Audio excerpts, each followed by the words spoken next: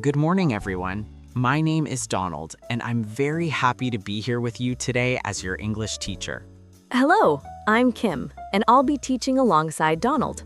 Welcome to our English Learning Podcast, where we use stories to help you improve your language skills. Today, we're going to do something special. We're going to learn English through the classic fairy tale Beauty and the Beast. This is a wonderful story that teaches us important vocabulary, grammar structures, and moral lessons. Before we begin, let me explain our teaching approach today. Donald and I will tell you the story of Beauty and the Beast. We'll stop regularly to explain new words, discuss grammar points, and make sure you understand everything. Exactly.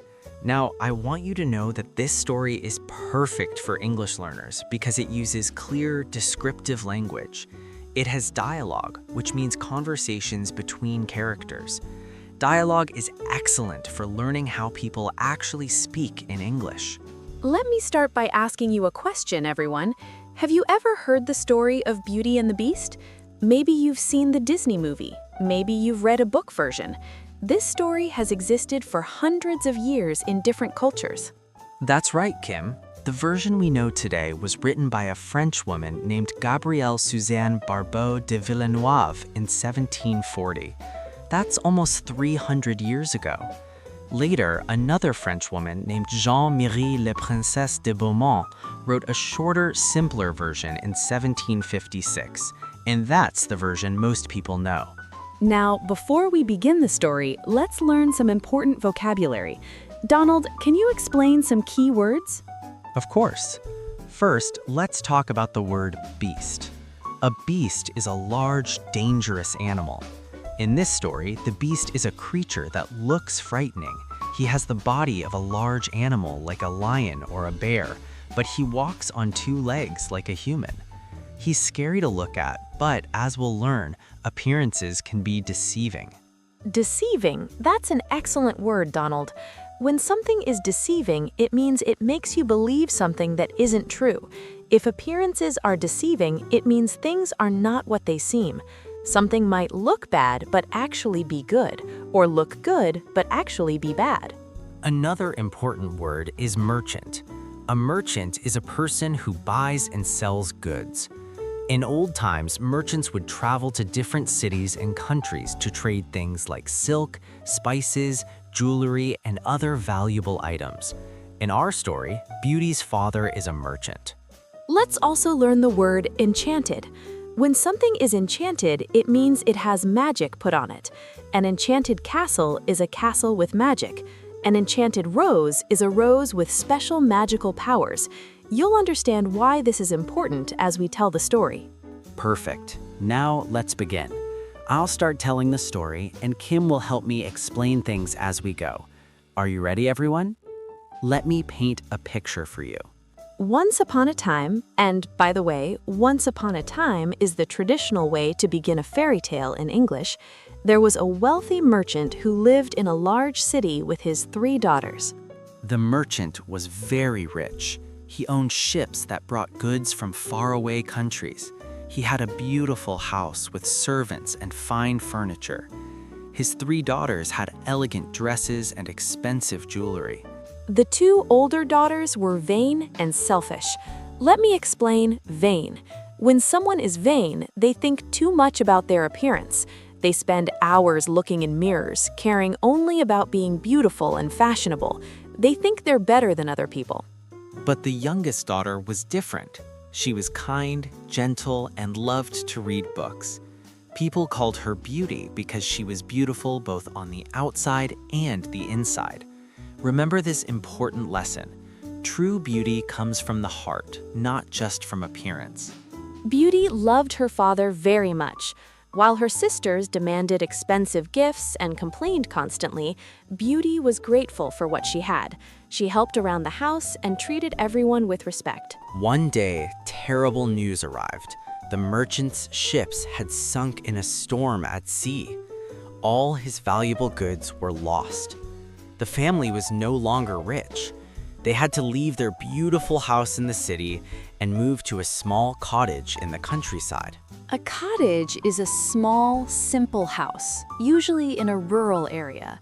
Rural means in the countryside, far from the city. The cottage had only a few rooms and very simple furniture. It was a dramatic change for this family. The two older daughters were furious. They cried and complained every day. "How can we live like this?" they said. "We have no fancy dresses. We have no parties to attend. Our lives are ruined." They refused to help with the housework. But Beauty adapted to the new life. Adapted means she changed her behavior to fit the new situation. She woke up early every morning to clean the house. She cooked meals for the family. She worked in the garden, growing vegetables. She never complained. Beauty found happiness in simple things. She read books from the small village library. She took walks in the forest. She sang while she worked. Her positive attitude helped her father feel less sad about their situation. 1 year later, the merchant received surprising news. One of his ships had not sunk after all. It had arrived in a distant port with its cargo intact. Intact means undamaged, complete, in good condition. This meant he might recover some of his wealth. The merchant prepared to travel to the port city to claim his goods. Before leaving, he asked his daughters, "What gifts shall I bring you when I return?" The two older daughters immediately demanded expensive items. "Bring me silk dresses," said one. "Bring me diamond jewelry," said the other. Notice the grammar here, everyone. When the daughters say, "bring me," they're using the imperative form, giving commands. It shows how demanding and rude they are. They don't say, "please" or "could you." They just order their father around. Then the merchant asked Beauty, "And you, my dear daughter, what would you like?" Beauty thought for a moment and said, "Father, all I want is for you to return home safely. But if you see a rose, I would love to have one. I miss seeing roses." This tells us so much about Beauty's character. While her sisters ask for expensive things, Beauty asks only for a simple rose, something beautiful but not valuable in terms of money. She also says she wants her father to return safely. She cares more about her father than about gifts. The merchant traveled to the port city, but unfortunately his business there went badly. Other merchants had claimed his goods. He had legal problems. After weeks of frustration, he had to return home with almost no money and no gifts for his daughters. On his journey home, the merchant got lost in a terrible snowstorm. A snowstorm is when lots of snow falls and strong winds blow. You can't see where you're going. It's very dangerous, especially in a forest. As night fell, the merchant thought he might freeze to death in the cold. He was losing hope.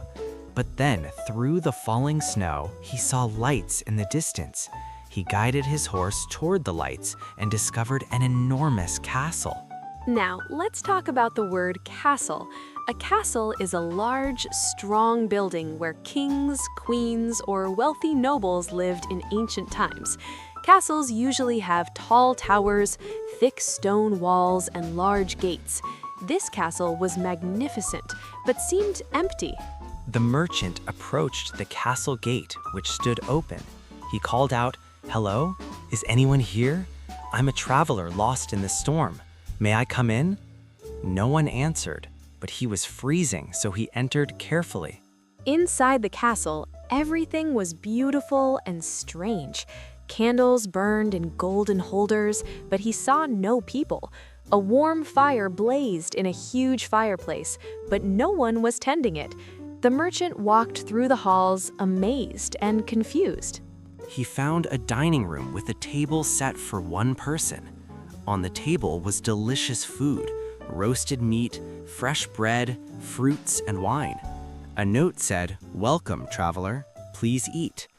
The merchant was very hungry, so he sat down and ate gratefully. After eating, he felt very tired. He found a bedroom with comfortable sheets and clean sheets. He thought, what a strange place this is. Where are the people who live here? but he was too exhausted to worry. He fell asleep immediately. The next morning, the merchant woke up and found fresh clothes laid out for him. He dressed and went downstairs. Again, he found breakfast prepared on the table: hot coffee, fresh pastries, eggs, and fruit. He ate, still wondering who his mysterious host was. Host is the word for someone who welcomes guests into their home. Even though the merchant never saw his host, someone was clearly taking care of him. This mysterious hospitality made him feel both grateful and uneasy. The merchant prepared to leave after breakfast. The storm had passed and the sun was shining. As he walked through the castle gardens toward the gate, he saw something beautiful: a garden full of roses blooming in the middle of winter. Now, this is unusual, everyone. Roses don't normally bloom in winter. They bloom in spring and summer when it's warm. So these roses blooming in winter tells us this castle is magical, enchanted. There's something supernatural about this place. The merchant remembered Beauty's request. She asked for only a simple rose, he thought. Surely no one will mind if I take just one. He reached out and plucked a beautiful red rose from a bush. Plucked means picked quickly. You pluck a flower by pulling it off the stem. But the moment he plucked the rose, and this is where the story becomes frightening, he heard a terrible roar. A huge creature appeared before him. It was the beast, half man, half animal, with thick fur, sharp teeth, and claws. The beast was furious. His voice shook with anger as he shouted, "How dare you! I gave you shelter, I gave you food, and this is how you repay me? By stealing my roses?" The merchant fell to his knees, terrified. "Please forgive me," he begged. "I didn't know. The rose is for my youngest daughter. She asked for nothing else. I meant no disrespect." To beg means to ask desperately, to plead. When you beg, you're asking for mercy or help in a very emotional, humble way. The merchant is begging because he thinks the beast might kill him. The beast's eyes blazed with anger, but he listened. Finally, he said in a cold voice, "I will spare your life on one condition.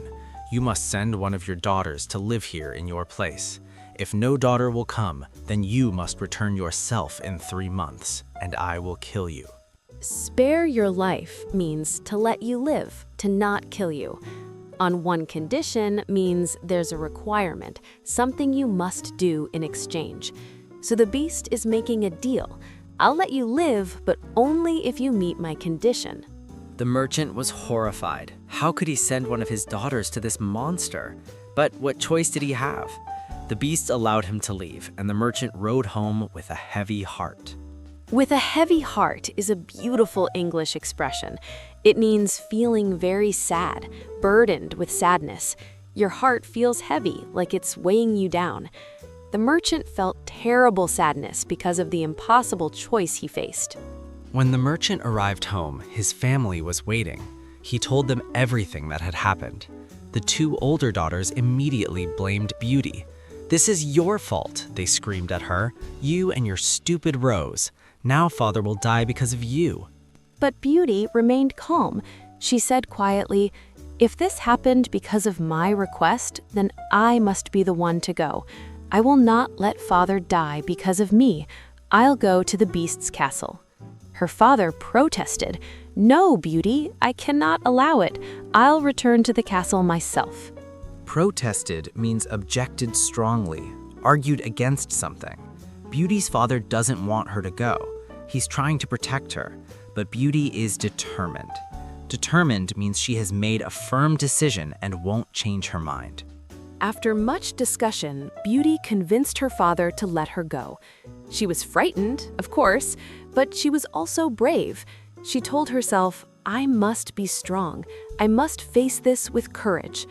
3 days later, Beauty and her father rode together to the beast's castle. Let me teach you the difference between being brave and being fearless. Fearless means you have no fear. Brave means you have fear, but you act anyway. Beauty is brave, not fearless. She's scared, but she does the right thing despite her fear. They arrived at the castle gates as the sun was setting. The gates opened by themselves, without anyone touching them. They walked through the gardens and entered the castle. Everything was silent and beautiful, just as the merchant had described. In the great hall, they found a table set for 2 people with an elegant dinner. They sat down to eat, but neither of them had much appetite. They were too nervous, too sad. This might be their last meal together. After dinner, they heard heavy footsteps. The Beast entered the hall. Beauty saw him for the first time, and I must be honest with you, she was terrified. The Beast was enormous and frightening. His appearance was shocking. But Beauty did something remarkable. Despite her fear, she stood up, curtsied politely, a curtsy is a respectful bow that women do, and said in a steady voice, "Good evening, sir. I am Beauty. I have come to fulfill my father's obligation." The Beast looked at her carefully. He seemed surprised by her politeness and courage. He said in his deep, rough voice, "You came willingly? Your father did not force you?" Beauty answered, "I came by my own choice, sir. This situation arose because of my request for a rose. It is only right that I am the one who faces the consequences." Consequences. This is an important word, everyone. Consequences are the results of your actions. If you make a choice, there are consequences, things that happen because of that choice. Beauty understands that her actions have consequences, and she's willing to accept them. The Beast was silent for a moment. Then he said, "Very well. Your father may leave in the morning. You will stay here as my guest." Notice he said guest, not prisoner. This is significant. A guest is someone you welcome. A prisoner is someone you keep by force. That night, Beauty's father begged her to escape with him. He said, "We'll run away together. We'll hide somewhere the Beast cannot find us." But Beauty refused. "I gave my word, father. And besides, if we run, the Beast might hurt you or come after our family. No, I must stay." The next morning was heartbreaking. Beauty and her father said goodbye. They both cried.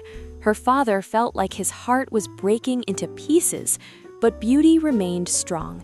She hugged him and said, "Don't worry about me, father. I'll be all right. Please take care of yourself and give my love to my sisters." After her father left, Beauty was alone in the castle. She walked through the halls, exploring. The castle was magnificent. Every room was beautiful. She found a library with thousands of books. Beauty loved reading, so this delighted her. She found a music room with a harpsichord. That's a musical instrument, like a piano. She found an art gallery with beautiful paintings. She found a garden room full of exotic plants and flowers. And on every door, she found a sign that said Beauty's Room, or For Beauty. This confused her. The Beast had prepared all these wonderful things for her.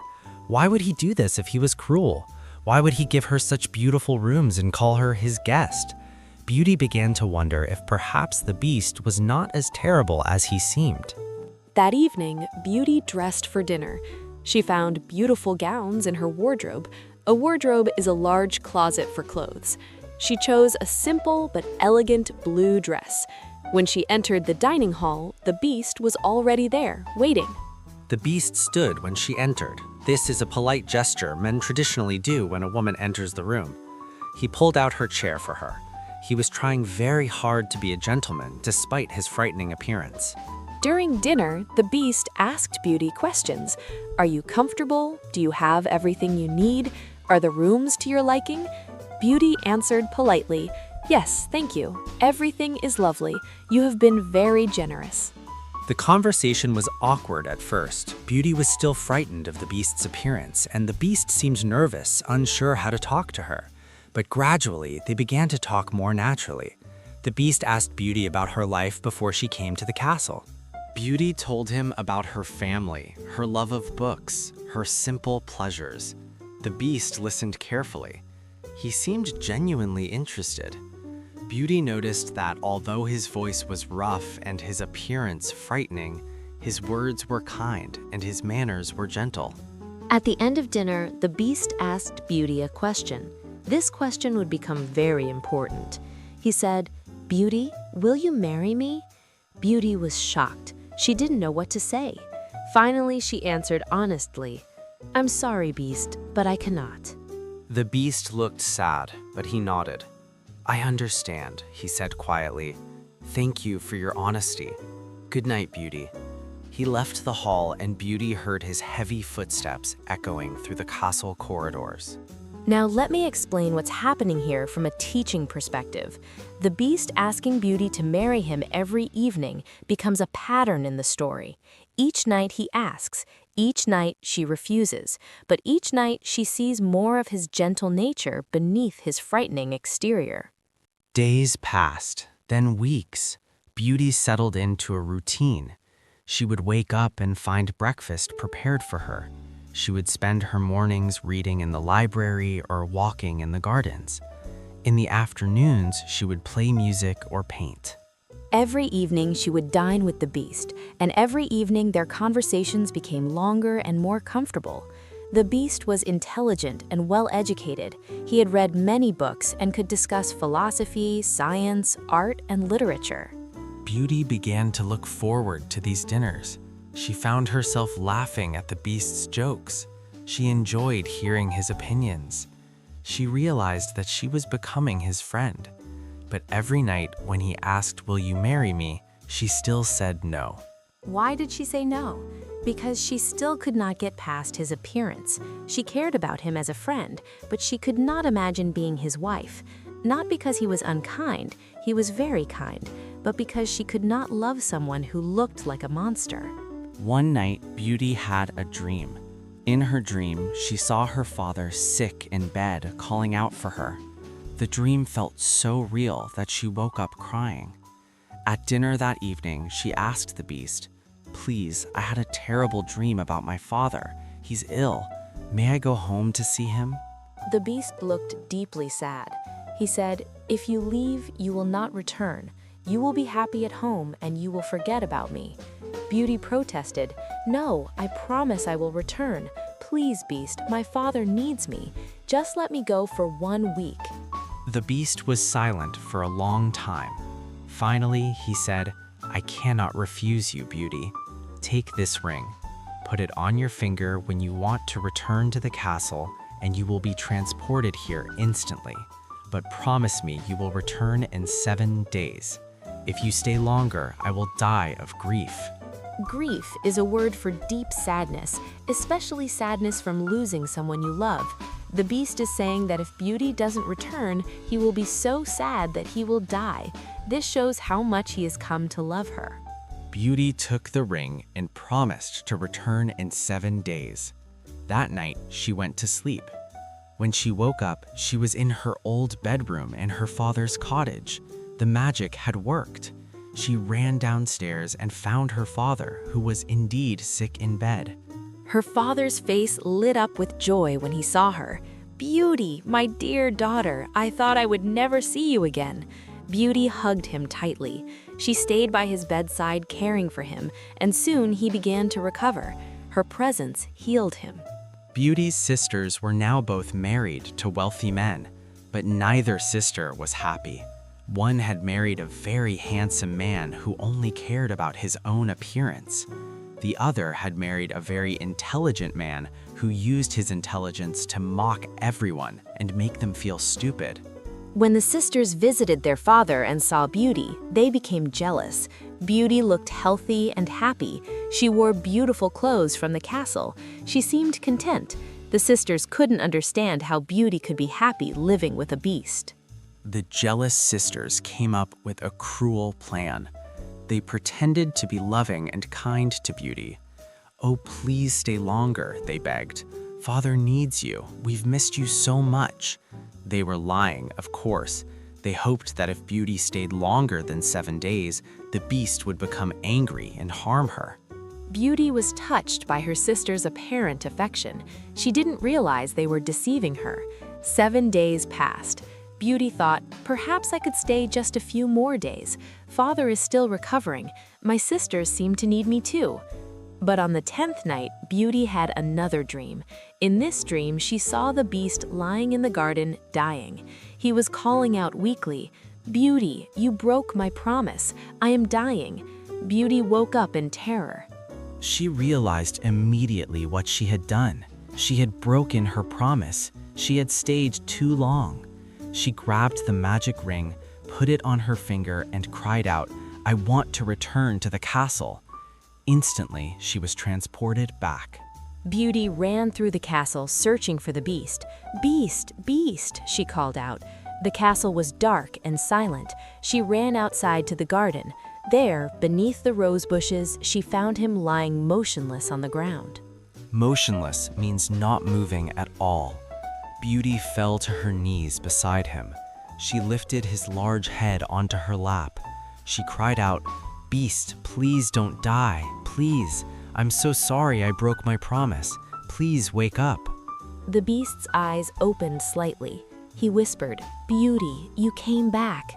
Beauty was crying now, tears streaming down her face. She said, "Yes, yes, I came back. I'm here. Please don't die. Please, I love you."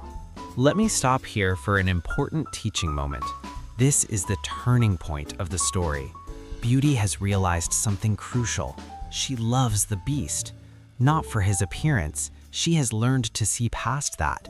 She loves him for his kindness, his gentleness, his intelligence, his faithful love for her. The moment Beauty said, "I love you," something magical happened. Golden light surrounded the beast. His body began to change. The fur disappeared, the claws became hands. The frightening face transformed into the face of a handsome young man. Beauty gasped in amazement. The young man stood up and smiled at her. He said, "Beauty, thank you. You have broken the curse. An evil enchantress turned me into a beast many years ago. The spell could only be broken if someone could love me despite my hideous appearance." The young man explained, "Many women came to this castle. I asked each one to marry me, hoping one would see past my appearance, but they all ran away in fear. Only you stayed. Only you saw the person inside the beast." Beauty was amazed but also confused. "So all this time you were under a spell?" The prince, for he was a prince, nodded. "Yes, and you saved me, Beauty. Not because you loved my appearance, but because you loved my heart." Suddenly, the castle came alive. Servants appeared. They had been enchanted too, turned into furniture and objects. Beauty's father arrived at the castle, brought by the same magic that had protected the prince. Beauty's sisters came too, to witness what had happened. Beauty and the prince were married in the castle, surrounded by joy and celebration. Her father was happy, the good servants were happy. Everyone celebrated the power of true love and inner beauty. But what happened to the cruel sisters? They were turned into statues and placed at the castle gates. The enchantress, who had been watching all along, said, "You will stand there until you learn to value goodness over appearance and love over vanity." And so, Beauty and the prince lived happily ever after. They ruled the kingdom with kindness and wisdom. They taught their children that what matters most is not how someone looks, but who they are inside. Now, everyone, let's discuss what we learned from this story. First, from a language perspective, we learned many vocabulary words. Let me review some important ones: enchanted, merchant, cottage, beast, grief, consequences, deceiving. We also learned some beautiful expressions, like "with a heavy heart," "how dare you," "once upon a time," and "happily ever after." These phrases are common in English, especially in storytelling. From a grammar perspective, notice how the story uses different verb tenses. Most of the story is told in the past tense. Beauty went to the castle, she spoke to the beast, she returned home. But when characters speak, they use present tense. "I love you, will you marry me?" We also saw many examples of conditional sentences. "If you stay longer, I will die. If no daughter will come, then you must return." These if-then sentences are very common in English and important to learn.